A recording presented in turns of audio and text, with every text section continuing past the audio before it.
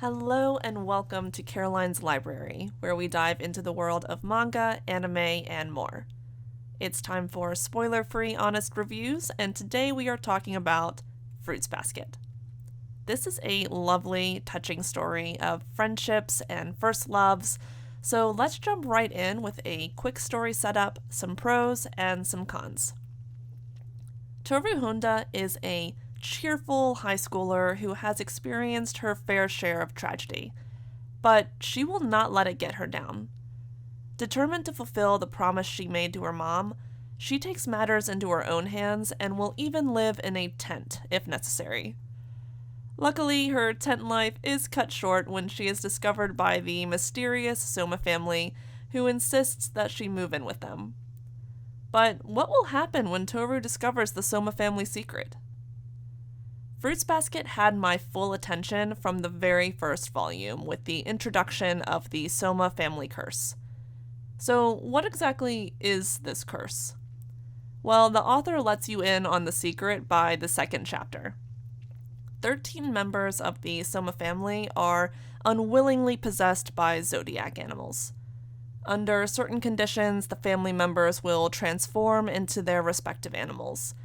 And this traumatic curse has resulted in challenging and disheartening upbringings. Each zodiac family member struggles with self-acceptance and has experienced emotional trauma. You can't help but be instantly sympathetic towards these characters and want to see them recover. And this is where Fruits Basket truly shines, because at the heart of the story are meaningful and touching life lessons about self-acceptance, resilience, and emotional healing. You experience each character's struggle and perseverance as they work towards a happier future. It can be a rough journey at times with plenty of setbacks, but empathy, kindness, and love slowly start to heal their emotional wounds. And this story features some amazing friendships and romances that are pivotal for each character arc.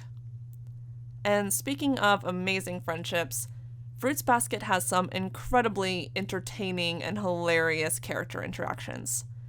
My personal favorite is when the author introduces us to the Snake Zodiac member. So we've got a unique family curse, intense emotional trauma with personal growth, and wholesome friendships and romances. So where's the rub?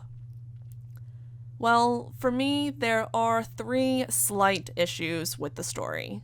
Emphasis on slight. And the first one includes one of my absolute favorite characters in the story, Hanajima. She and her brother have unique abilities that don't make much sense as to why they're included in the story. Their powers aren't related to the Zodiac curse, and everyone else, aside from the Zodiac members, are normal humans. So it felt a bit like an unnecessary addition. And then there's our main girl, Toru. I am sad to say that I struggled with Toru Honda as the main character. She is an extremely kind and positive person who selflessly cares for her friends. But she's also really naive, relatively dumb, and superficially cheerful as a way to avoid her own insecurity and fear.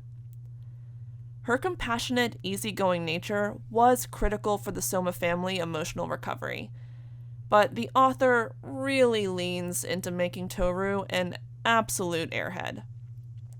Finally, there's a few interactions between 2 of the Zodiac members that really bothered me.